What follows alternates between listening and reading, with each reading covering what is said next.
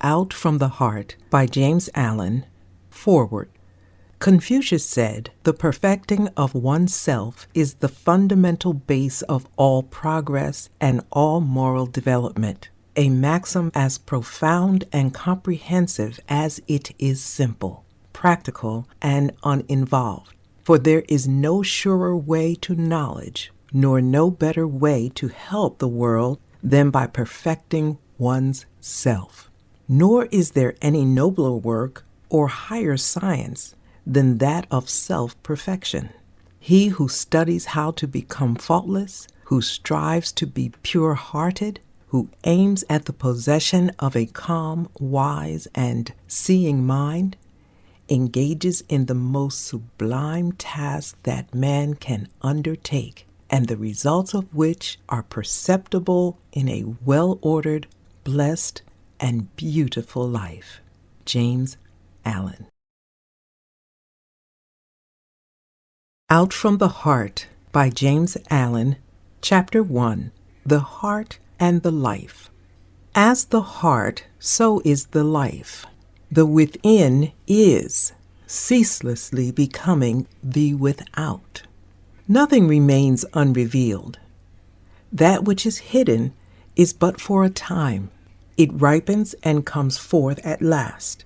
Seed, tree, blossom, and fruit are the fourfold order of the universe.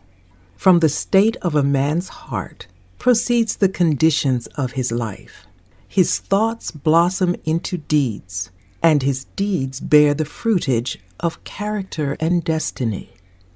Life is ever unfolding from within and revealing itself to the light, and thoughts engendered in the heart at last reveal themselves in words, actions, and things accomplished. As the fountain from the hidden spring, so flows forth a man's life from the secret recesses of his heart. All that he is and does is generated there. All that he will be and do will take its rise there. Sorrow and happiness, suffering and enjoyment, fear and hope, hatred and love, ignorance and enlightenment are nowhere but in the heart. They are solely mental conditions. Man is the keeper of his heart, the watcher of his mind, the solitary guard of his citadel of life. As such, he can be diligent or negligent. He can keep his heart more and more carefully. He can more strenuously watch and purify his mind, and he can guard against the thinking of unrighteous thoughts. This is the way of enlightenment and bliss. On the other hand, he can live loosely and carelessly, neglecting the supreme task of rightfully ordering his life. This is the way of self-delusion and suffering. Let a man realize that life in its totality proceeds from the mind, and lo, the way of blessedness is opened up to him. For he will then discover that he possesses the power to rule his mind and to fashion it in accordance with his ideal. So will he elect to strongly and steadfastly walk those pathways of thought and action which are altogether excellent. To him, life will become beautiful and sacred, and sooner or later, he will put to flight all evil, confusion, and suffering. For it is impossible for a man to fall short of liberation, enlightenment, and peace, who guards with unwearying diligence the gateway of his heart. Out from the Heart by James Allen. Chapter 2, The Nature and Power of Mind. Mind is the arbiter of life. It is the creator and shaper of conditions, and the recipient of its own results. It contains within itself both the power to create illusion and to perceive reality. Man is the infallible weaver of destiny. Thought is the thread. Good and evil deeds are the warp and woof, or foundation. And the web woven upon the loom of life is character. Mind clothes itself in the garments of its own making. Man, as a mental being, possesses all the power of mind and is furnished with unlimited choice. He learns by experience, and he can accelerate or retard his experience. He is not arbitrarily bound at any point, but he has bound himself at many points. And having bound himself, he can, when he chooses, liberate himself. He can become bestial or pure, ignorant or noble, foolish or wise, just as he chooses. He can, by reoccurring practice, form habits, and he can, by renewed effort, break them off. He can surround himself with illusions until truth is completely lost. And he can destroy each of those illusions until truth is entirely recovered. His possibilities are endless. His freedom is complete. It is the nature of the mind to create its own conditions and to choose the states in which it shall dwell. It also has the power to alter any condition, to abandon any state. This it is continually doing as it gathers knowledge of state after state by repeated choice and exhaustive experience. Inward processes of thought make up the sum of character and life. Man can modify and alter these processes by bringing will and effort to bear upon them. The bonds of habit, impotence, and sin are self-made and can only be destroyed by oneself. They exist nowhere but in one's mind. And although they are directly related to outward things, they have no real existence in those things. The outer is molded and animated by the inner, and never the inner by the outer. Temptation does not arise in the outer object, but in the lust of the mind for that object.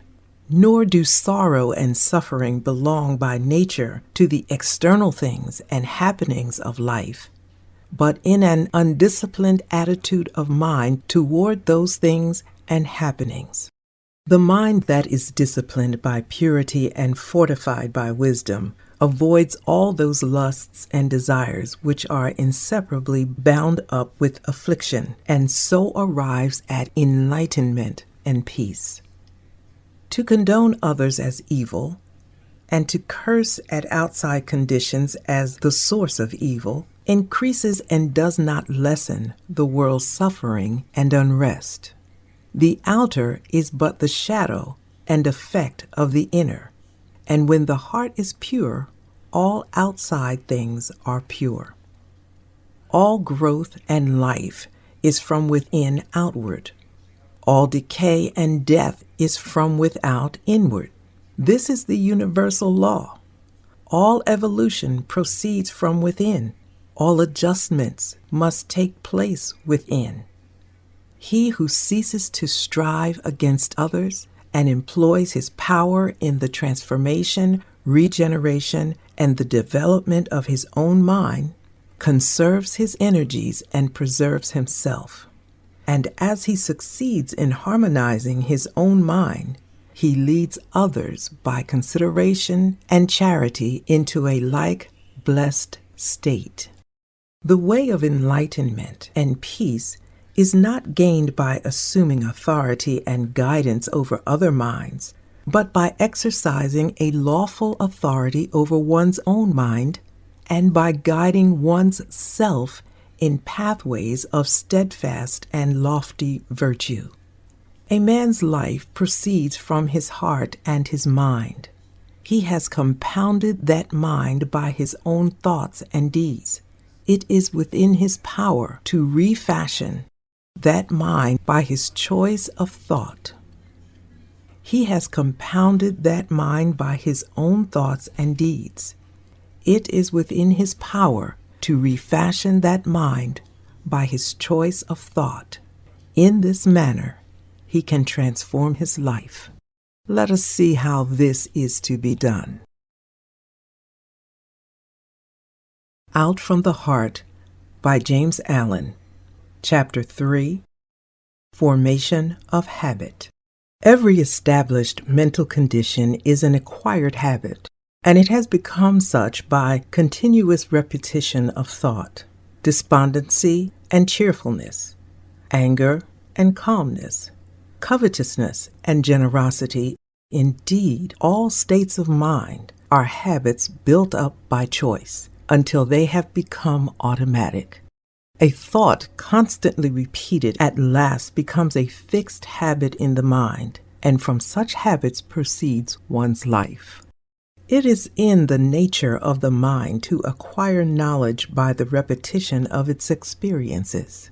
A thought, which is very difficult at first to hold and dwell upon, at last becomes by constantly being held in the mind a natural and habitual practice. A boy or girl, when commencing to learn a trade, cannot even handle their tools right, much less use them correctly. But after long repetition and practice, they apply them with perfect ease and consummate skill. Likewise, a state of mind, at first apparently incapable of realization, is by perseverance and practice at last acquired and built into the character as a natural and spontaneous condition. In this power of the mind to form and reform its habits, its conditions, is contained the basis of a man's salvation. It is the open door to perfect liberty by the mastery of self. For as a man has the power to form harmful habits, so he equally has the same power to create habits that are essentially good. And here we come to a point which needs some clarifying, and which calls for deep and earnest thought on the part of the reader. It is commonly said that it is easier to do wrong, to sin, than to be holy. Such a condition has come to be regarded almost universally as a self-evident truth. No less a teacher than the Buddha has said, "Bad habits and deeds, hurtful to ourselves, are easy to do. What is beneficial and good, that is very difficult to do." And with regards to humanity generally, this is true, but it is only true as a passing experience, a fleeting factor in human evolution. It is not a fixed condition of things. It is not the nature of an eternal truth. It is easier for a man to do wrong than right because of the prevalence of ignorance, because of the true nature of things, and the essence and meaning of life are not understood. When a child is learning to write, it is extremely easy to hold the pen wrongly and to form his letters incorrectly, but it is painfully difficult to hold the pen and to write properly. This is because of the child's ignorance of the art of writing, which can only be dispelled by persistent effort and practice until, at last, it becomes natural and easy to hold the pen correctly, and difficult as well as altogether unnecessary to do the wrong thing. It is the same in the vital things of the mind and life. To think and do rightly requires much practice and renewed effort, but the time comes at last when it becomes habitual and easy to think and do rightly, and difficult as it is then seen to be altogether unnecessary to do that which is wrong. Just as an artisan becomes, by practice, accomplished in his or her craft, so you can become, by practice, accomplished in goodness. It is entirely a matter of forming new habits of thought. And he too, whom right thoughts have become easy and natural, and wrong thoughts and acts difficult to do, has attained to the highest virtue, to pure spiritual knowledge. It is easy and natural for men and women to sin because they have formed by incessant repetition harmful and unenlightened habits of thought. It is very difficult for the thief refrain from stealing when the opportunity occurs because he has lived so long in covetous and greedy thoughts. But such difficulty does not exist for the honest man who has lived so long with upright and honest thoughts. He has thereby become so enlightened as to the wrong, folly, and fruitlessness of theft that even the remotest idea of stealing does not enter his or her mind. The sin of theft is a very extreme one, and I have introduced it in order to more clearly illustrate the force and formation of habit. But all sins and virtues are formed in the same way. Anger and impatience are natural and easy to thousands of people because they are constantly repeating angry and impatient thoughts and acts. And with each repetition, the habit is more firmly established and more deeply rooted. Calmness and patience can become habitual in the same way by first grasping through effort a calm and patient thought. Calmness and patience can become habitual in the same way by first grasping through effort a calm and patient thought, and then continuously thinking it and living in it until use becomes second nature, and anger and impatience pass away forever. It is in this manner that every wrong thought may be expelled from the mind, that every untrue act may be destroyed, that every sin may be overcome. Out from the Heart by James Allen. Chapter 4. Doing and Knowing. Let a man or woman realize that their life in its totality proceeds from their mind. Let them realize that the mind is a combination of habits which he or she can, by patient effort, modify to any extent, and over which he or she can thus gain complete ascendancy, mastery, and control. At once, they will have obtained possession of the key which shall open the door to their complete emancipation. But freedom from the ills of life, which are the ills of one's mind, is a matter of steady growth from within, and not a sudden acquisition from without. Hourly and daily must the mind be trained to think stainless thoughts and adapt right and dispassionate attitudes under those circumstances in which it is prone to fall into wrong and passion. Like the patient sculptor upon his marble, the aspirant to the right life must gradually work upon the crude material of his mind until he has wrought out of it the ideal of his holiest dreams. In working toward such supreme accomplishment, it is necessary to begin at the lowest and easiest steps and proceed by natural, progressive stages to the higher and more difficult. This law of growth, progress, evolution, and unfoldment by gradual and ever ascending stages is absolute in every department of life and in every human accomplishment. Where it is ignored, total failure will result.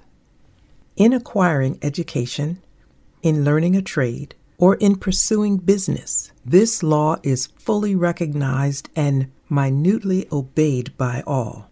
But in acquiring virtue, in learning truth, and in pursuing the right conduct and knowledge of life, it is unrecognized and disobeyed by nearly all. Hence, virtue, truth, and the perfect life remain unpracticed, unacquired, and unknown. It is a common error to suppose that the higher life is a matter of reading and adoption of theological or metaphysical hypotheses, and that spiritual principles can be understood by this method. The higher life is higher living in thought, word, and deed, and the knowledge of those spiritual principles which are eminent in a man or woman and in the universe can only be acquired after long discipline in the pursuit and practice of virtue. The lesser must be thoroughly grasped and understood before the greater can be known. Practice always precedes real knowledge. The schoolmaster never attempts to teach his pupils the abstract principles of mathematics at the start. He knows that such method of teaching would be in vain and learning impossible. He first places before them a simple sum and, having explained it, leaves them to do it. When, after repeated failure and ever-renewed effort, they have succeeded in doing it correctly, a more difficult task is set before them, and then another and another. It is not until the pupils have, through many years of diligent application, mastered all the lessons of arithmetic, that he attempts to unfold to them the underlying mathematical principles. In learning a trade, say that of a mechanic, a boy is not at first taught the principles of mechanics, but a simple tool is put into his hand, and he is told how rightly to use it. He is then left to do it by effort and practice. As he succeeds in plying his tools correctly, more and more difficult tasks are set before him until, after several years of successful practice, he is prepared to study and grasp the principles of mechanics. In a properly governed household, the child is first taught to be obedient and to conduct him or herself properly under all circumstances. The child is not even told why he or she must do this, but is commanded to do it. Only after he or she has far succeeded in doing what is right and proper is he or she told why they should do it. No parent would attempt to teach their child the principles of ethics before exacting from that child the practice of family duty and social virtue. Thus, practice ever precedes knowledge, even in the ordinary things of the world, and in spiritual things, in the living of higher life, this law is rigid in its demands. Virtue can only be known by doing, and the knowledge of truth can only be arrived by perfecting oneself in the practice of virtue. To be complete in the practice and acquisition of virtue is to be complete in the knowledge of truth. Truth can only be arrived at by daily and hourly doing the lessons of virtue, beginning with the simplest and passing on to the more difficult. A child patiently and obediently learns their lesson at school by constantly practicing, ever exerting themselves until all the failures and difficulties are surmounted. Likewise does the child of truth, undaunted by failure and made stronger by difficulties, apply themselves to right doing in thought and action. As they succeed in acquiring virtue, their mind unfolds itself in the knowledge of truth, and it is a knowledge in which they can securely rest. Out from the Heart by James Allen. Chapter 5. First Steps in the Higher Life. Seeing that the path of virtue is the path of knowledge, and that before the all-embracing principles of truth can be comprehended, perfection in the more lowly steps must be acquired. How, then, shall a discipline of truth begin? How shall one who aspires to the righting of his mind and the purification of his heart, that heart which is the fountain and repository of all the issues of life, learn the lessons of virtue? How does he thus build himself up in the strength of knowledge, destroying ignorance and the ills of life? What are the first lessons? The first steps. How are they learned? How are they practiced? How are they mastered and understood? The first lessons consist in overcoming those wrong mental conditions which are most easily eradicated and which are common barriers to spiritual progress, as well as in practicing the simple domestic and social virtues. You will be better aided if I group and classify the first 10 steps in 3 lessons as follows. Vices of the body to be overcome and eradicated. First lesson, discipline the body. First step, idleness, laziness, or indolence. Step 2, self-indulgence or gluttony. Second lesson, discipline of speech. Third step, slander. Fourth step, gossip and idle conversation. Fifth step, abusive and unkind speech. Sixth step, frivolity and irreverent speech. Seventh step, critical, captious, or fault-finding speech. Third lesson, discipline of tendencies. Eighth step, unselfish performance of duty. Ninth step, unswerving rectitude or moral integrity. 10th step, unlimited forgiveness. The 2 vices of the body and the 5 of the tongue are so called because they are manifested in the body and tongue. Also, by so definitely classifying them, the mind of the reader will be better helped.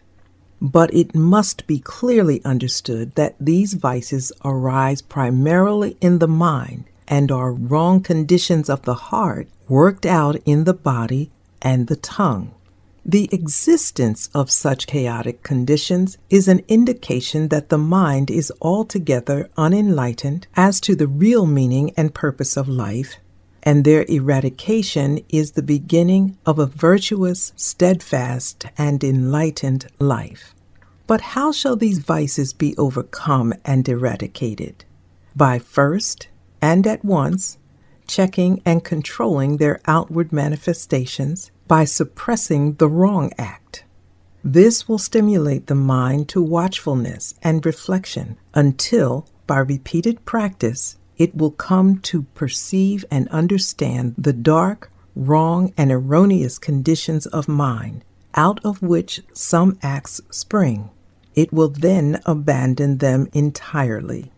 It will be seen that the first step in the discipline of the mind is overcoming of indolence or laziness. This is the easiest step, and until it is perfectly accomplished, the other steps cannot be taken. The clinging to the indolence constitutes a complete barrier to the path of truth. Indolence consists in giving the body more ease and sleep than it requires, in procrastinating and in shirking and neglecting those things which should receive immediate attention. This condition of laziness must be overcome by rousing up the body at an early hour, giving it just the amount of sleep it requires for complete recuperation, and by doing promptly and vigorously every task, every duty, no matter how small, as it comes along. On no account should food or drink be taken in bed, and to lie in bed after one has awakened, indulging in ease and reverie, is a habit fatal to promptness and the resolution of character and purity of mind. Nor should one attempt to do this thinking at such a time. Strong, pure, and true thinking is impossible under such circumstances. A man should go to bed to sleep, not to think. He should get up to think and work, not to sleep. The next step is the overcoming of self-indulgence, gluttony. The glutton is he who eats for animal gratification only, without considering the true end and object of eating. He eats more than his body requires and is greedy after sweet things and rich dishes. Such undisciplined desire can only be overcome by reducing the quantity of food eaten and the number of meals per day, and by resorting to a simple and uninvolved diet. Regular hours should be set apart for meals, and eating at other times should be rigidly avoided. Suppers should be abolished, as they are altogether unnecessary and promote heavy sleep and cloudiness of mind. The pursuit of such a method of discipline will rapidly bring the once ungoverned appetite under control, and as the sensual sin of self-indulgence is taken out of the mind, the right selection of foods will be instinctively and infallibly adapted to the purified mental condition. It should be well borne in the mind that a change of heart is the needful thing, and that any change of diet which does not promote this end is futile. When one eats for enjoyment, he is gluttonous. The heart must be purified of sensual cravings and gustatory lust. When the body is well controlled and firmly guided, when that which is to be done is done vigorously, when no talk or duty is delayed, when early rising has become a delight, when frugality, simplicity, temperance, and abstinence are firmly established, when one is contented with the food which is put before him, no matter how scanty and plain, and the craving for gustatory pleasure is at an end, then the first two steps in the higher life are accomplished. Then is the first great lesson in truth learned. Thus is established in the heart the foundation of a poised, self-governed, virtuous life. The next lesson is the lesson of virtuous speech, in which there are 5 orderly steps. The first of these is overcoming the habit of slanderous speech. Slander consists of inventing and repeating unkind and evil reports about others, in exposing and magnifying the faults of others or of absent friends, and introducing unworthy insinuation. The elements of thoughtlessness, cruelty, insincerity, and untruthfulness enter into every slanderous act. He who aims at the living of the right life will commence to check the cruel word of slander before it has gone forth from their lips. He will then check and eliminate the insincere thought that gave rise to it. He will watch that he doesn't vilify or defame anyone. He will refrain from disparaging, defaming, and condemning the absent friend, whose face he has so recently smiled into or kissed, or whose hand he has shaken.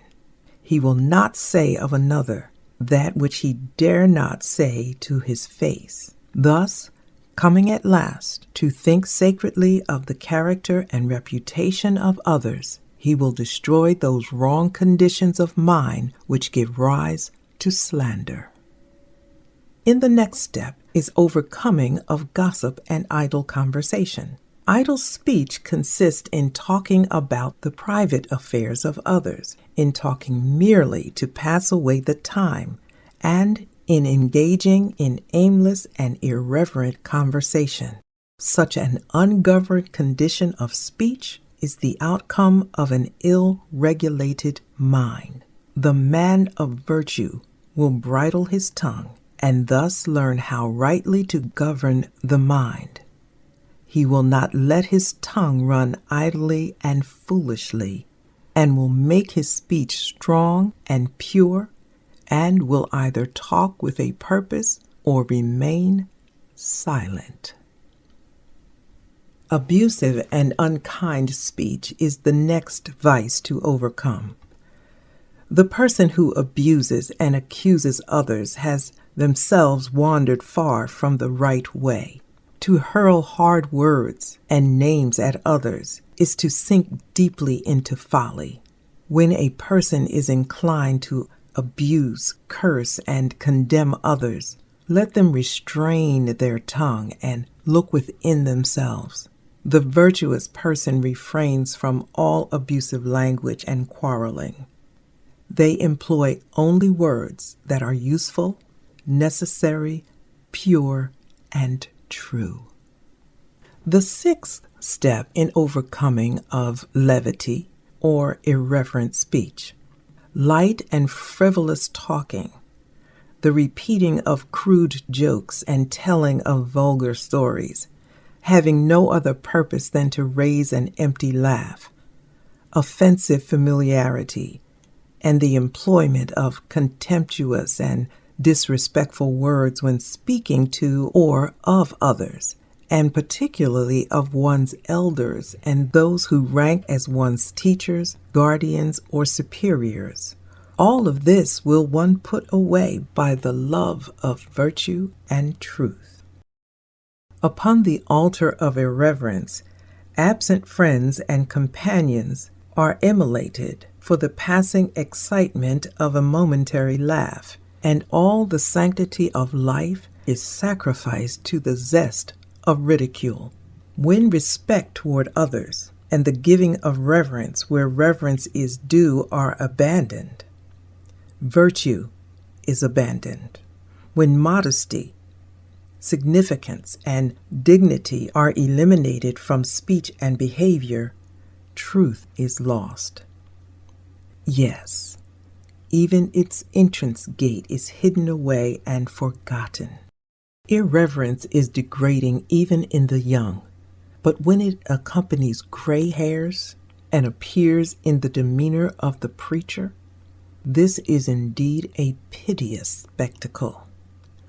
And when this can be imitated and followed after, then are the blind leading the blind.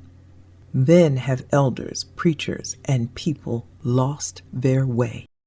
The virtuous will be of earnest and reverent speech. He will think and speak of the absent as though he thinks and speaks of the dead, tenderly and sacredly. He will put away thoughtlessness and watch that he does not sacrifice his dignity to gratify a passing impulse to frivolity and superficiality. His humor will be pure and innocent. His voice will be subdued and musical, and his soul will be filled with grace and sweetness as he succeeds in conducting himself as becomes a man or woman of truth. The last step in the second lesson is overcoming of criticism or fault-finding speech. This vice of the tongue consists of magnifying and harping on small or apparent faults, in foolish quibbling and hair-splitting, and in pursuing vain arguments based upon groundless suppositions, beliefs, and opinions. Life is short and real, and sin, sorrow, and pain are not remedied by carping and contention. The man who is ever on the watch to catch at the words of others in order to contradict and dispute them has yet to reach the higher way of holiness, the truer life of self-surrender. The man who is ever on the alert to check his own words in order to soften and purify them will find the higher way and the truer life. He will conserve his energies, maintain his composure of mind, and preserve within himself the spirit of truth. When the tongue is well controlled and wisely subdued, when selfish impulses and unworthy thoughts no longer rush to the tongue demanding utterance, when the speech has become harmless, pure, gentle, gracious, and purposeful, and no word is uttered but in sincerity and honesty, then are the 5 steps of virtuous speech accomplished. Then is the second great lesson in truth learned and mastered. And now some will ask, but why all this discipline of the body and restraint of the tongue? Surely the higher life can be realized and known without such strenuous labor, such incessant effort and watchfulness. No, it cannot. In the spiritual as the material, nothing is done without labor, and the higher cannot be known until the lower is fulfilled. Can a person make a table before he has learned how to handle a tool or drive a nail? And can a person fashion their mind in accordance with truth before they have overcome the slavery of their body? As the intricate subtleties of language cannot be understood or wielded before the alphabet and the simplest words can be mastered, neither can the deep subtleties of the mind be understood and purified before the ABC of right conduct is perfectly acquired. As for the labor involved, does not the youth joyfully and patiently submit himself to a 7 years apprenticeship in order to master a craft? And does he not, day by day, carefully and faithfully carry out every detail of his master's instructions, looking forward to the time when, perfected through obedience and practice, he shall himself be a master? Where is the person who sincerely aims at excellence in music, painting, literature, or in any trade, business, or profession, who is not willing to give his whole life to the acquirement of that particular perfection? Shall labor, then, be considered where the very highest excellence is concerned, the excellence of truth? He who says the path which you have pointed out is too difficult, I must have truth without labor, salvation without effort, that man will not find his way out of the confusions and sufferings of selfhood. He will not find the calm, well-fortified life and the wisely ordered life. His love is for ease and enjoyment and not for truth. He who deep in his heart adores truth and aspires to know it will consider no labor too great to be undertaken, but will adopt it joyfully and pursue it patiently. By perseverance in practice, he will come to the knowledge of the truth. The necessity for this preliminary discipline of the body and tongue will be more clearly perceived when it is fully understood that all these wrong outward conditions are merely the expressions of wrong conditions of the heart. An indolent body means an indolent mind. An ill-regulated tongue reveals an ill-regulated mind. And the process of remedying the manifested condition is really a method of rectifying the inward state. Moreover, the overcoming of these conditions is only a small part of what is really involved in the process. Ceasing from evil leads to, and is inseparably connected with, the practice of good. While man is overcoming laziness and self-indulgence, he is really cultivating and developing the virtues of abstinence, temperance, punctuality, and self-denial. He is acquiring the strength, energy, and resolve which are indispensable to the successful accomplishment of the higher tasks. While he is overcoming the vices of speech, he is developing the virtues of truthfulness, sincerity, reverence, kindness, and self-control, and is gaining the mental steadiness and fixedness of purpose, without which the more remote subtleties of the mind cannot be regulated, and the higher stages of conduct and enlightenment cannot be reached.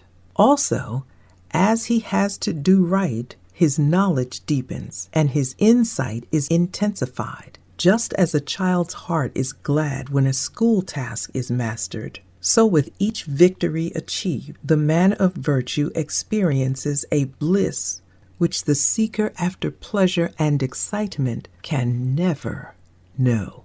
And now we come to the third lesson of the higher life, which consists of practicing and mastering in one's daily life 3 great fundamental virtues. Number 1, unselfish performance of duty. Number 2, unswerving rectitude, moral integrity. Number 3, unlimited forgiveness. Having prepared the mind by overcoming the more surface and chaotic conditions mentioned in the first 2 lessons, the striver after virtue and truth is now ready to enter upon greater and more difficult tasks and to control and purify the deeper motives of the heart. Without the right performance of duty, the higher virtues cannot be known, and truth cannot be apprehended. Duty is generally regarded as an irksome labor, a compulsory something which must be toiled through or be in some way avoided. This way of regarding duty proceeds from a selfish condition of mind and a wrong understanding of life. All duty should be regarded as sacred, and its faithful and unselfish performance one of the leading rules of conduct. All personal and selfish considerations should be extracted and cast away from the doing of one's duty, and when this is done, duty ceases to be irksome and becomes joyful. Duty is only irksome to him who craves some selfish enjoyment or benefit for himself. Let the man who is chafing under the irksomeness of his duty look to himself, and he will find that his wearisomeness proceeds not from the duty itself, but from his selfish desire to escape it. He who neglects duty, be it great or small, or of a public or private nature, neglects virtue. He who in his heart rebels against duty, rebels against virtue. When duty becomes a thing of love, and when every particular duty is done accurately, faithfully, and dispassionately, there is much subtle selfishness removed from the heart, and a great step is taken toward the heights of truth. The virtuous man concentrates his mind on the perfect doing of his duty, and does not interfere with the duty of another. The 9th step is the practice of unswerving rectitude or moral integrity.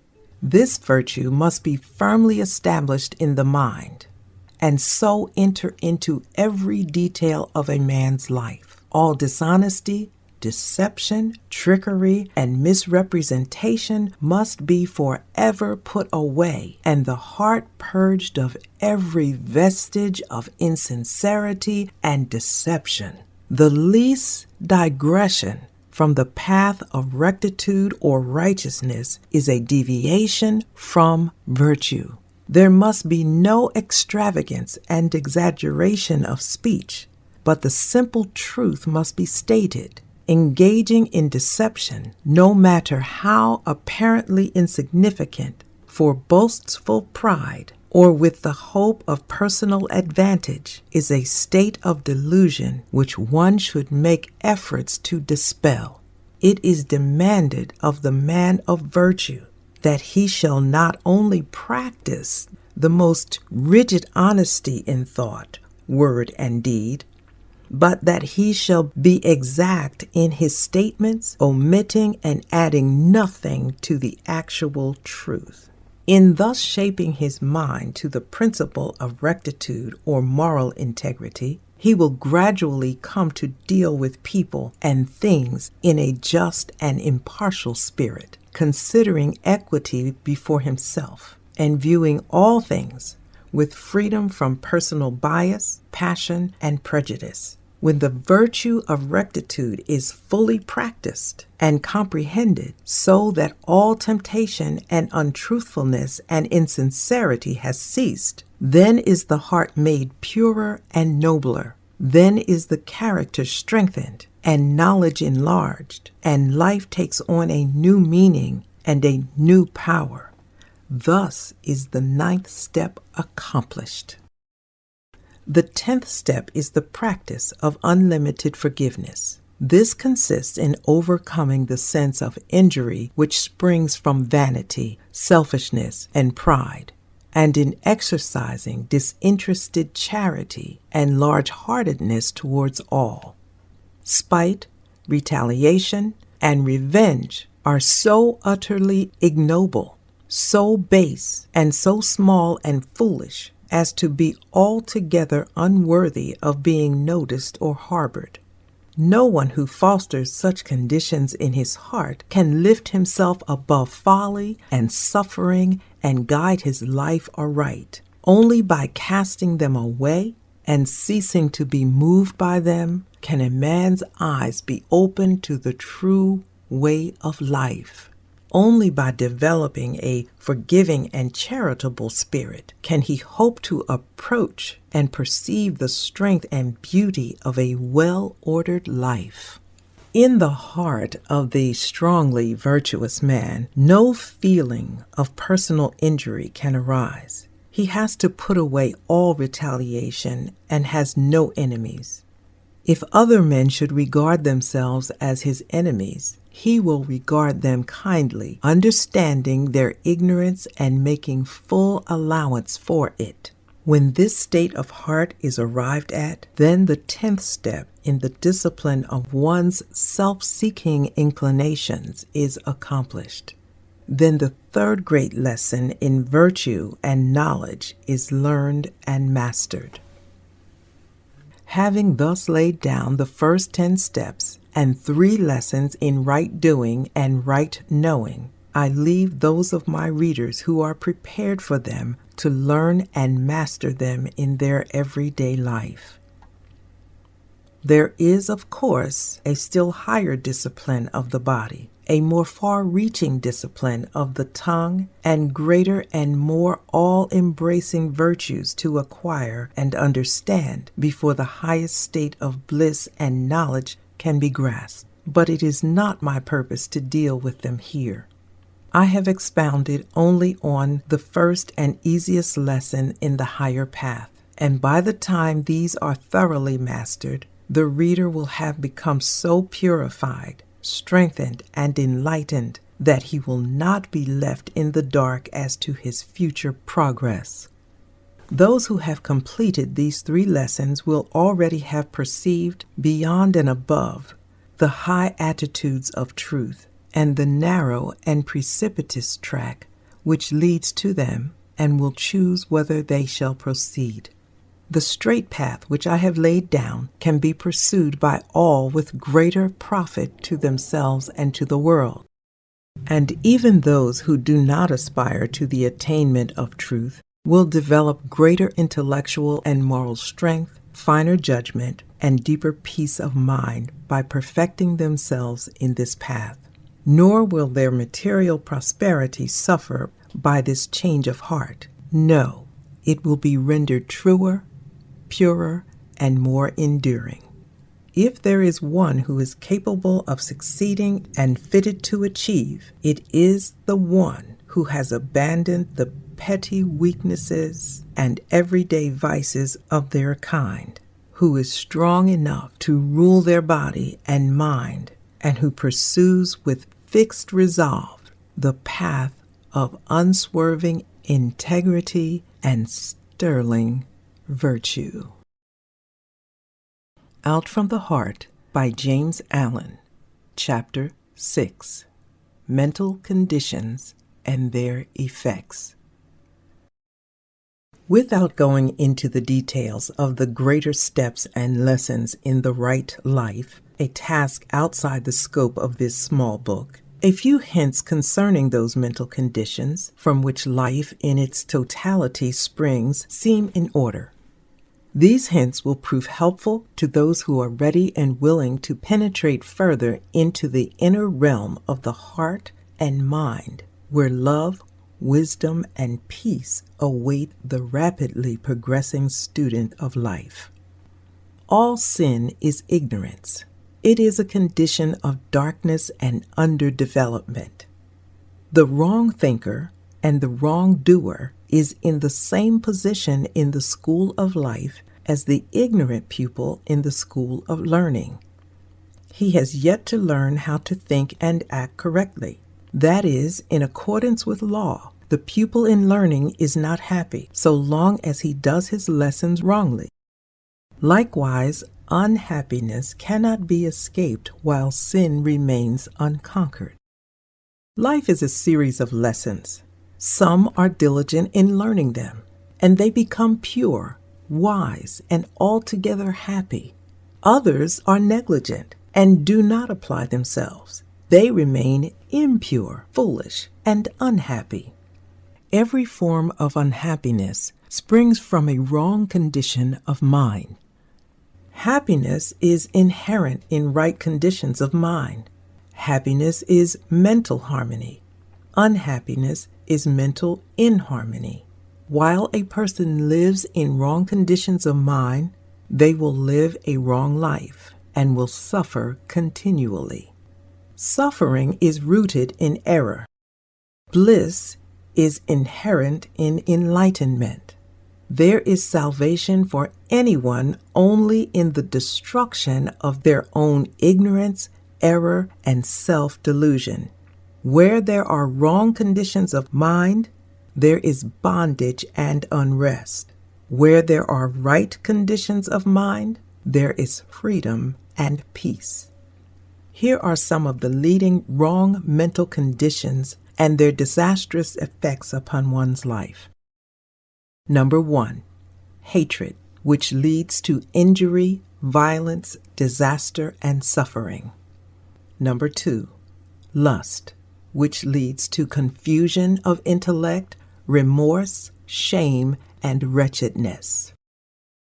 Number 3, covetousness, which leads to fear, unrest, unhappiness, and loss. Number 4, pride, which leads to disappointment, humiliation, and lack of self-knowledge. Number 5, vanity, which leads to distress and mortification of spirit. Number 6, condemnation, which leads to persecution and hatred from others. Number 7, ill will, which leads to failures and troubles. Number 8, self-indulgence, which leads to misery, loss of judgment, grossness, disease, and neglect. Number 9, anger, which leads to loss of power and influence. Number 10, desire or self-slavery, which leads to grief, folly, sorrow, uncertainty, and loneliness. The above wrong conditions of mind are merely negations. They are states of darkness and deprivation and not positive power. Evil is not a power. It is ignorance and misuse of good. The hater is he who has failed to do the lesson of love correctly, and he suffers in consequence. When he succeeds in doing it rightly, the hatred will have disappeared, and he will see and understand the darkness and impotence of hatred. This is so with every wrong condition. The following are some of the more important mental conditions and their beneficial effects upon one's life. Number 1, love, which leads to gentle conditions, bliss, and blessedness. Number 2, purity, which leads to intellectual clearness, joy, invincible confidence. Number 3, selflessness, which leads to courage, satisfaction, happiness, and abundance. Number 4, humility, which leads to calmness, restfulness, knowledge of truth. Number 5, gentleness, which leads to emotional equilibrium, contentment under all circumstances. Number 6, compassion, which leads to protection, love, and reverence for others. Number 7, goodwill, which leads to gladness and success. Number 8, self-control, which leads to peace of mind, true judgment, refinement, health, and honor. Number 9, patience, which leads to mental power and far-reaching influence. Number 10, self-conquest, which leads to enlightenment, wisdom, insight, and profound peace. The above right conditions of mind are states of positive power, light, joyful possession, and knowledge. The good man knows. He has learned to do his lessons correctly and thereby understands the exact proportions which make up the sum of life. He is enlightened and he knows good and evil. He is supremely happy, doing only that which is divinely right. The man who is involved in the wrong conditions of mind does not know. He is ignorant of good and evil, of himself, of the inward causes which make his life. He is unhappy and believes other people are entirely the cause of his unhappiness. He works blindly and lives in darkness, seeing no central purpose in existence and no orderly and lawful sequence in the course of things. He who aspires to do the attainment of the higher life in its completion, who would perceive with unveiled vision the true order of things and the meaning of life, let him abandon all wrong conditions of the heart and persevere unceasingly in the practice of good. If he suffers, or doubts, or is unhappy, let him search within until he finds the cause, and having found it, let him cast it away. Let him so guard and purify his heart that every day less of evil and more of good shall issue therefrom. So he will daily become stronger, nobler, and wiser. So will his blessedness increase, and the light of truth, growing ever brighter and brighter within him, will dispel all gloom and illuminate his pathway. Out from the Heart by James Allen, Chapter 7, Exhortation. Disciples of truth, lovers of virtue, seekers of wisdom, you also, who are sorrow-stricken, knowing the emptiness of the self-life, and who aspire to the life that is supremely beautiful and serenely joyful, take now yourselves in hand. Enter the door of discipline and know the better life. Put away self-delusion. Behold yourself as you are, and see the path of virtue as it is. There is no lazy way to truth. He who would stand upon the mountain summit must strenuously climb and must rest only to gather strength.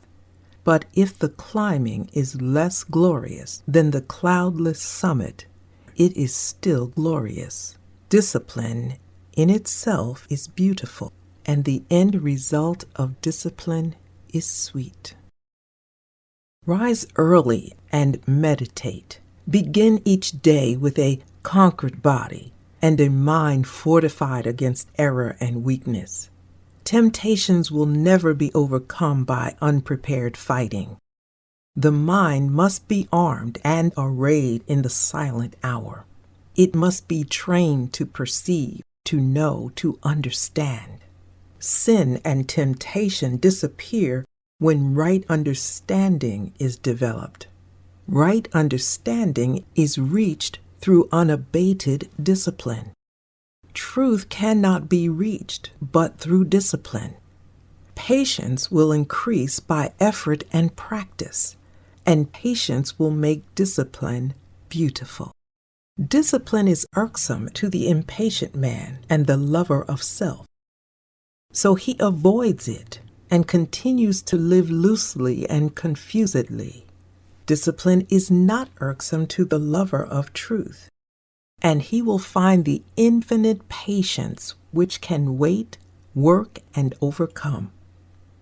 Just as the joy of the gardener who sees his or her flowers develop day by day, so is the joy of the man or woman of discipline who sees the divine flowers of purity, wisdom, compassion, and love grow within their heart.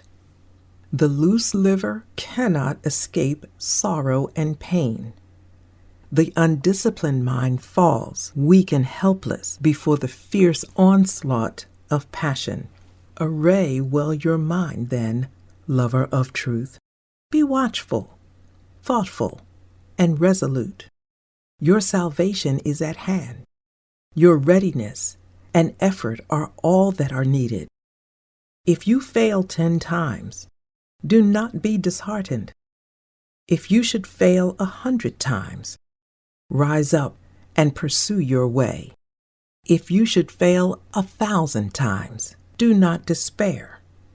When the right path is entered, success is sure if the path is not utterly abandoned.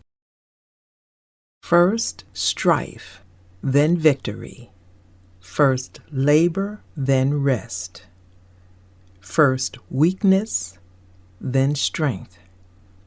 In the beginning, the lower life and the glare and confusion of battle, and at the end, the life beautiful, the silence and the peace. All common things, each day's events, that with the hour begin and end. Our pleasures and our discontents are rounds by which we may ascend. We have not wings, we cannot soar, but we have feet to scale and climb. Longfellow. This is the end of the audiobook Out from the Heart by James Allen. Visit my YouTube channel, Carol L. Lawrence, to listen to other audiobooks by the Sacred Masters, or visit the Thinker's Mart on my website to purchase other audiobooks and audios of sacred writings. I'm Carol. Namaste.